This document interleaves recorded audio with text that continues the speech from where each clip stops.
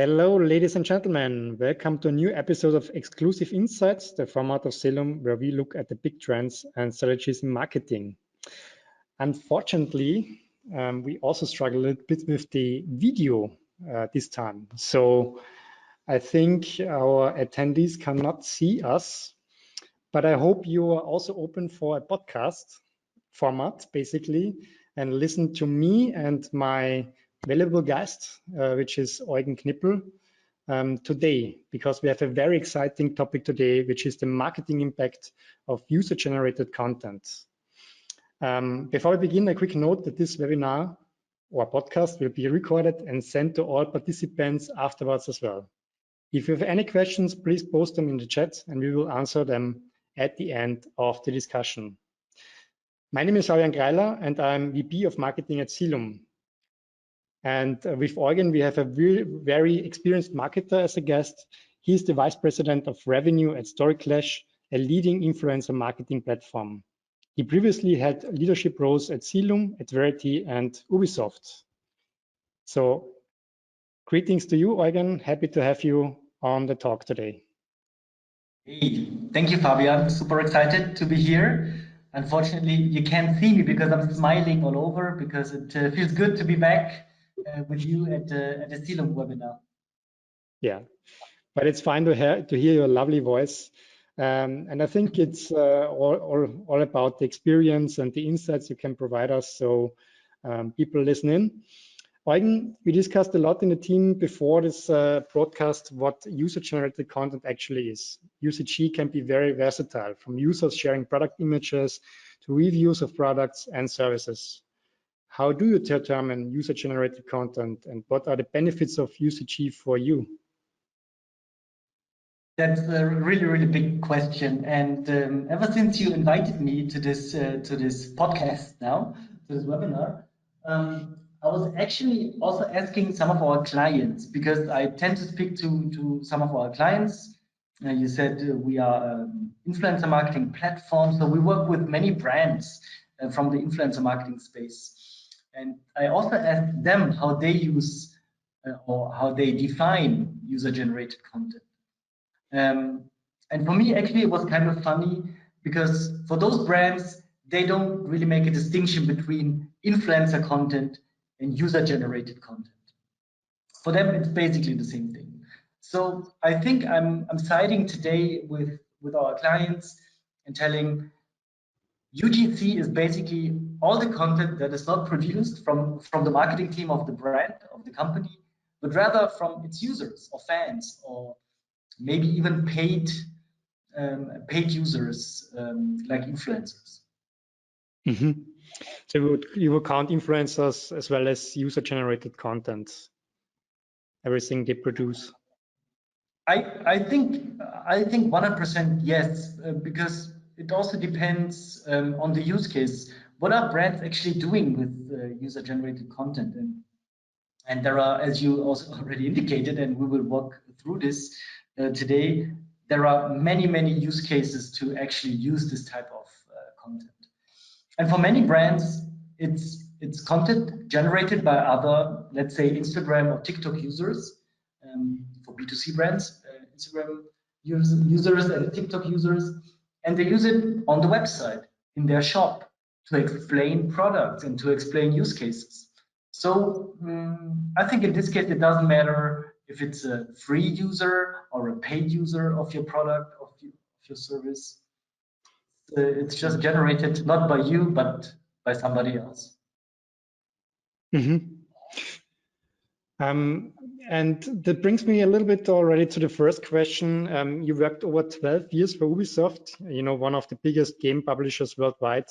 And I know that Ubisoft has many dedicated fans. I'm just thinking about cosplayers, for example, who spend a lot of time and money to dress up like the main characters of a game. And they share these really cool images and videos with the community.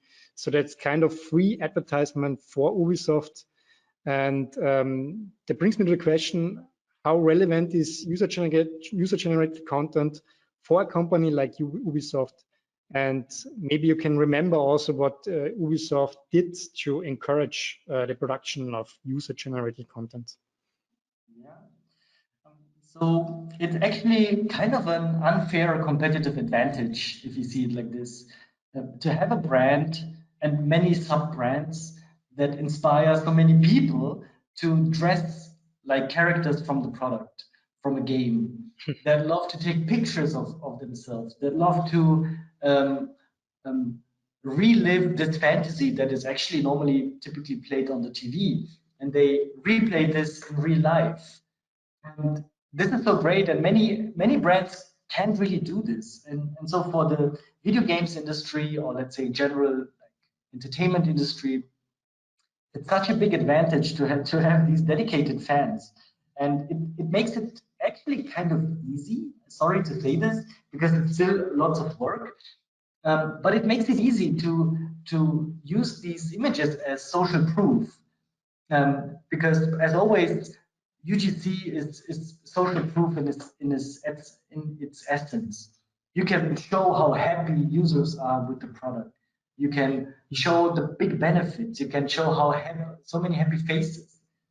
And of course, Ubisoft, as well as many other comparable companies, use these images for advertising and on social media, and to just show how lovable the brand is. So we use it in as many, I have to admit, we use this in as many opportunities as we could, because it's just too powerful to show smiley faces, happy people, sometimes even children, super happy with their newest, I don't know, Raving Rabbits or Prince of Persia. I'm not sure if the listeners are familiar with these brands. It was really great, and it makes the work a lot easier to have such a big brand and so many recognizable characters. I mean, there are not so many companies where you can dress up like the products. So that's really special. I think for a company like Ubisoft, yeah, we both are working in the software industry. You can't really dress up as a computer, I would say. Yeah. And was so Ubisoft used then this user-generated content.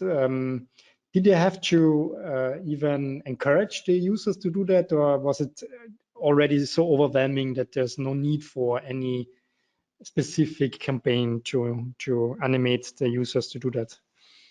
Yeah. So it's funny because we're quite young people, millennials, but I started in the company when actually like pre-social media times.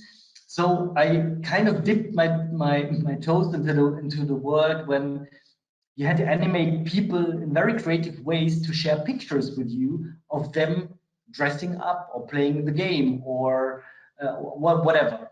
So you had to come up with creative ways through postcards at retail, in magazines, or maybe with leaflets in the game boxes in the product itself, to actually talk to people and tell them, hey, share some images with us. Over the time, with the rise of Facebook, Instagram, now TikTok, and all the other like social media platforms, this is a lot incredibly easier today to talk to millions of people and to encourage them to share some pictures. Mm-hmm. And also, let me just add this: the nature of social media is to show yourself. So people also kind of appreciate the fact that they now have a reason to show to share more content, because many young people love to share content, and older people too. So they love to use this opportunity to share something online. And brands just use this. They jump on this and they share these images also on social media. Mm-hmm. Yeah, as you said, basically with social media or the development of social media, it became way easier for user-generated content. Of course, it's all about user-generated content. And a while ago, you already switched sides, so to speak, and became a B2B marketer. And True. on the first glance, I mean, it seems very obvious that B2B companies have way much less potential for UCG than a B2C company like Ubisoft. On the other hand, I can think about one customer of ours, which is Rosenbauer. It's a fire truck manufacturer from Austria, Linz. And they also get a lot of user-generated content because the fire brigades truly celebrate the introduction of new fire trucks. So there's like a tradition that the whole team pushes a new truck into the garage, or that you have a kind of a baptism of a new truck, yeah, where it gets watered, you know.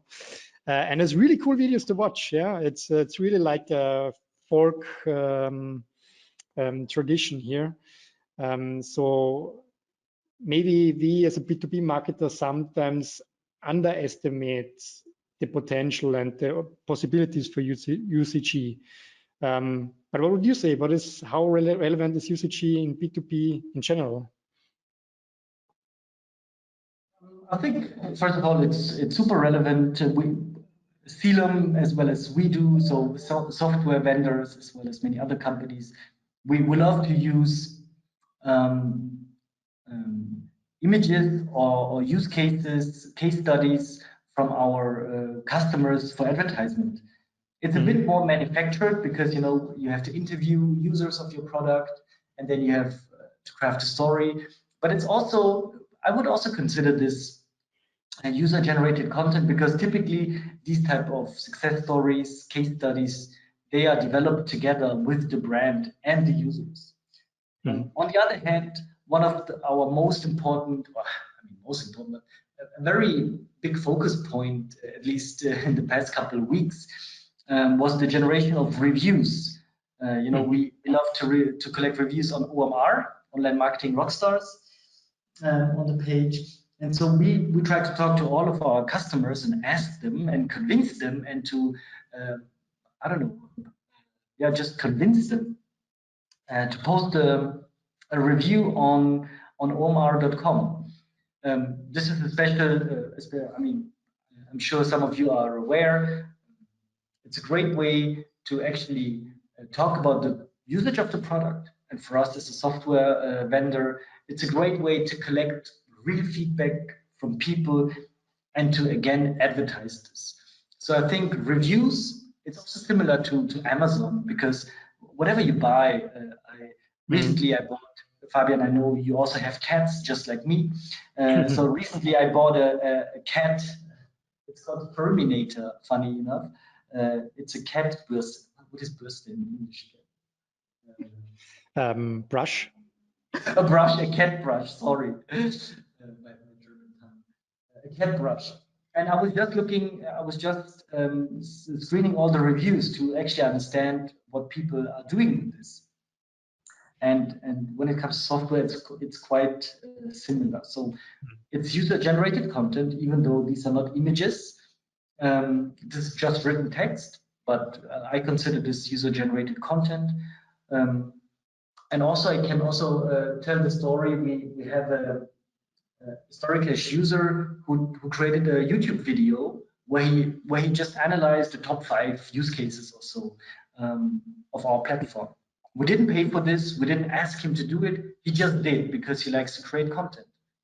And of course, I take this video and I'm sharing this with many other people who would like to learn more about our platform or on social media. This is user-generated content that works perfectly, but of course, Fabian, it does not have the appeal of a fire truck or Assassin's Creed character costumes. Yeah, as a cat owner, by the way, myself, I have to say, the most important review is not the one on Amazon, but the review by your cat, because it can be very big, yes, Right. Yeah. And you mentioned this user who created like a video from your platform, but you didn't animate him to do that. He was really something from himself coming, or? Yeah, I mean, of course, these things are often done in a very, how can I say this, like selfish way, because he likes to generate views on his personal YouTube page. He likes to talk about stuff he's doing each and every day. So of course, he's not doing this for me, but he likes to just share his knowledge to gain more subscribers and views. But still, we're benefiting from this coverage. So I thought this is a very cool case of user-generated content where people just talk about what they do maybe in their business life. Mm.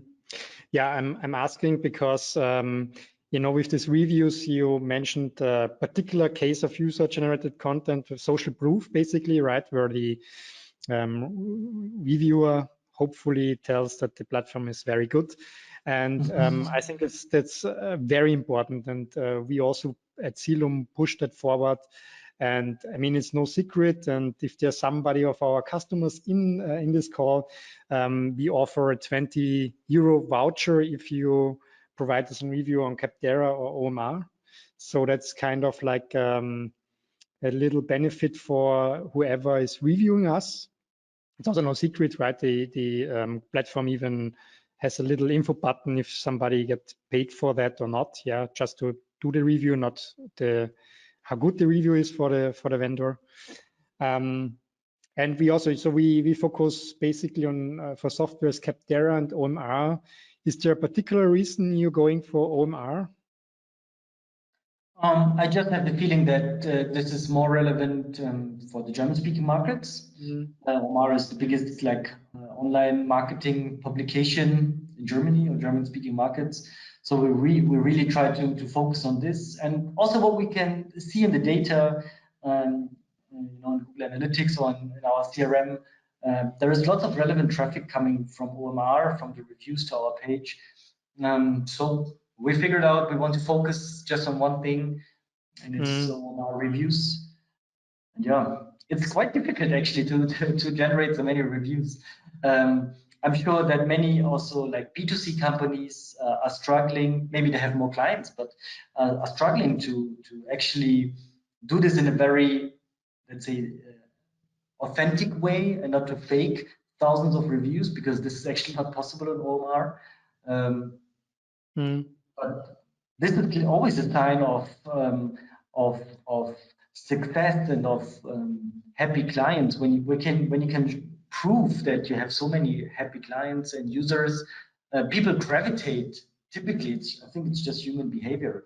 They gravitate towards the best rated product. That's just how we create rankings for ourselves who we want to talk to.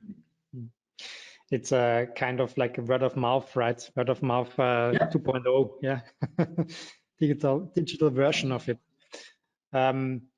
Yeah, so this brings me also to the next question, which is how can brands animate users to contribute content? So you know that they get like a voucher if they make a review, but do you know any other possibilities how you can encourage users to generate content for you? I think that's a bigger debate for B2B, like us at CELUM and Storyclash, but the same as in a B2C oriented company, because there are, I was doing some research on this recently, and there are multiple studies actually that show that paying people to do reviews is actually harming the results. So I think it's always a good way to bank on the intrinsic motivation of people to help you out. So as always, it helps to have a good brand and good product and to treat your customers in a very good way. This is the biggest driver actually of positive reviews. Of course, you still have to ask them for it. Very few people do this like out of the blue, so you still have to ask them. And there are multiple ways to do this, I think, in a more creative way. But yeah, we also try to lure people into this with Amazon vouchers, like 20 euro Amazon vouchers or so. But typically, what we found, people don't respond positively to this. It's so funny because when you think about it, you're like, oh, for 20 bucks, everybody will do this. But actually, very few people actually are doing this. And yeah, it's, I don't know, human behavior is sometimes difficult to predict with common sense only. And yeah, so I have to be honest with you, Eugen. I also do some reviews of software we're using, and for me, it's encouraging to get a voucher. Of course, if somebody would ask me to give a good review, so you know my opinion about them for money, that would be a no-go. Yeah, but that I get 40 reviews no matter what the voucher, that's nice. And actually, because I mean, it's different from industry to industry. I think you can do a very quick review on Google Maps or TripAdvisor, but like OMR and Capterra, they are really asking you a lot of questions. It takes some time to review that the vendor, and this is also kind of work. Yeah, it takes at least 10 to 15 minutes to do that. Yeah, so I think it's a good win-win actually to have that. I think, it's also with your real name. So yeah, people tend to be very careful with this. I think even more so in German-speaking markets versus maybe the US or international. I'm not sure if this is really true. It's just my perception of things. So people don't get. You can't bribe people to post a positive review. It's just not possible. But I think if you ask in a very nice way, I think also timing is very important. When you ask them, I think if you've just made a very positive experience with the company, the probability is quite high that that you're going to post a review. That's why if you order something online, they ask you immediately after you've finished the purchase to do it, because the dopamine rush is real, and you're so happy to have finally bought this one thing that you were always looking for. So maybe you post something positively in this time. So yeah, this is actually this is a big question, and I think many marketing teams out there are experimenting with this, because social proof and positive reviews are so important.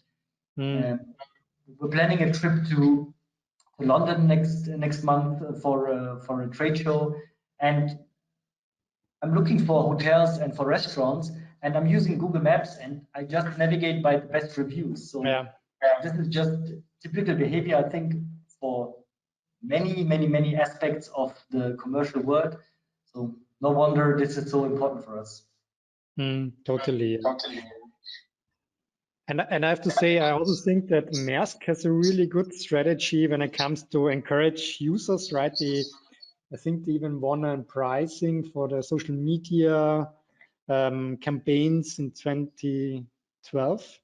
And what they do actually, they encourage the users to do container spotting. So whenever they see a container ship of them, that the user then make a picture, upload it on the social media platforms of Maersk, and the more you get, the better images you get. And it becomes like a challenge between the users who has the better images, and it worked very well for Maersk. Yeah, so that is also one way I would say that you can encourage the users to do something for you in a fun way. A challenge is always what then people take on. Yeah. I mean, I don't want to switch the topic too fast, but we are thinking of free user-generated content, and I think the term UGC implies that it's mostly free. But I know that there is this big trend in the like e-commerce world, B2C e-commerce, direct consumer world, to pay users to generate content. They don't post on Instagram, for example. So this content is only generated to be used by the brand. And think about it this way: a brand always creates their product content, their product marketing in a special way. But when they ask users to create a video or pictures of them using the product or explaining the product, you get a very unique angle. And they pay users to do it, and then they use this also on social media, in their shop, on their website, and maybe all the different touch points that you have with your consumers. And I think this is one of the biggest trends currently in the e-commerce world, in the consumer world, even to pay people to produce this kind of content, so that these brands can use it in their advertising. It's like it's like hiring not one web agency or agency to do something for you, but many little cheap one woman and one man agencies, and they create for you the content. They're nice. Of course, I mean, there are, sorry, I just wanted to mention, it's difficult to compare to an agency because an agency to create content, they are briefed to create it with brand guidelines in mind, with a very specific goal. When you ask users and you tell them, hey, you get $200 to create this video, or how much, I don't know how much, it really depends. Then you get a very authentic and like not very stylized creative in the end. And I think this is also the appeal for many brands. And I believe also it converts and it performs better marketing-wise when you use this type of content, because people are just drawn towards real, authentic, and trustworthy content versus something that the brand has done. Mm-hmm. True. Do you have an example of a brand which did that very well, campaign like this? I know dozens of brands who do it like this. To name a few, I mean, most of them are our customers because I talked to them recently. But there are very many brands who work like this, and I think it's a very understandable behavior because I'm not sure if performance marketers are listening today, but if you do performance marketing on Facebook, Instagram, or whatever, you typically don't use one or two creatives, but sometimes 10 or 20 different creatives, and you let the algorithm decide, and basically the user behavior decide what creatives perform the best. Typically, the more polished, branded content does not perform best. It's quite contrary. The more raw, the more authentic and unscripted content mostly wins. And it's difficult for a brand or for a marketing manager or like us to do this in a very, we're biased. We're working for this company, we're paid by this company. So typically they use this for paid social campaigns across multiple platforms, and they are super successful with this because it just performs a lot better than any other creative that you would produce in-house. That's very interesting. And I guess you as a marketer really need an open mindset for that, because you kind of lose the control as well, right? If you work with an agency, as you mentioned, and you give a precise briefing, you get what you briefed them. And if you trust in your users, basically, you don't know exactly what comes out, but therefore it's more authentic, yeah? Yeah, I mean, think about it this way.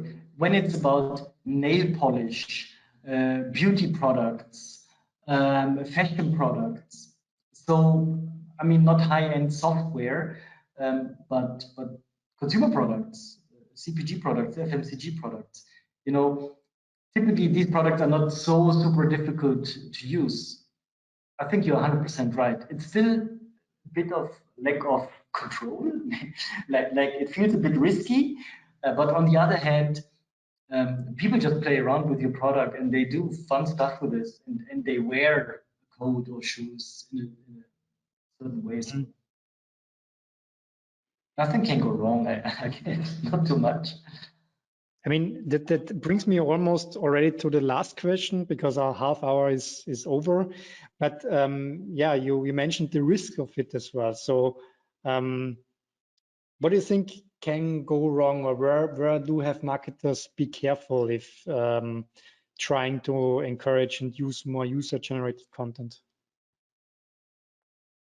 I'm not sure if you want to talk about this one, about these examples when brands let the community decide about a certain name of a ship or a train. And there was this Trainy McTrain face or Shippy McShip face. So this is super risky. If you ask the community what they think, it's super easy for them to take over the conversation and to have crazy products. Like, for example, there was this cleaning dishwashing soap that had like a chicken flavor. Because the community decided. So this is funny, and actually it's a genius move to kind of move into this direction, because this gave them more press than any other initiative could have done. But as you said, it carries some kind of risks, and you have to be ready for this, right? So you have to give up some control, but not all of that, I assume, yeah. Because yeah, of course, we love our brands, we love the work we do, we take it serious, but you can't demand from users that they take everything serious to the end, because it's not their company, right? And I think it's, as you mentioned, it's really a funny story about this naming conventions, because I also know the story, and there was first, like, where in Great Britain, a public service wanted to have a name for a boat, and they called it Boaty McBoatface. And then the whole campaign was cancelled basically, and they didn't go along with that. And in Sweden, they did the same challenge, or the same campaign for a train. And actually, the train operator went along with the name Trainee McTrainface, and it was written down on the train. But on the other hand, they got very much international coverage of that. So not a bad name in the end, I would say. Yeah, you're right. In the end, it's a good name. And UGC typically helps marketing teams to convey a strong message. So clearly it helps a lot. But I think the most important and the difficult part is the work that you do before. As I said earlier, you really have to engage with the community. You really have to have a good product, a good unboxing experience, a good and pleasant customer support. So all these things that make up a great brand, they have to be in place to benefit from this UGC thinking. If you don't have this, UGC can go quite wrong, because a shitstorm is basically user-generated content that you don't want, which is complaints and making fun of you. And this is clearly one of the things that executives and marketing teams and everybody basically is super afraid of having bad opinions about, avoid bad opinions online about your company. So marketers do have to do their homework anyways. We're not out of work, yeah, and still needed, yeah, to not yet. Not everything can be done with user-generated content. And I think it's a very nice final word, Eugen. I hope for all our attendees, this was like a quick and good insight into this topic, yeah, which we try to achieve with these exclusive insights, to give a quick overview of trending topics in marketing. And I want to thank everyone for the time. I hope you enjoyed the discussion today. Let me just invite you to the next CELUM exclusive insights, then again with video as well. I promise you that, on October the 19th at 4 p.m. And this time we will speak with Jürgen Eppinger, the Managing Director of Rosenbauer E-Commerce GmbH, a leading company in the firefighter industry. I mentioned them already, about the e-commerce and content strategy. So that will be very exciting. Eugen, thanks again for your time. It was really lovely to speak to you. And we will send you the registration link for the firefighting exclusive insight in the upcoming days. And I wish everyone a nice day, and goodbye. Thank you, Fabian. Bye-bye.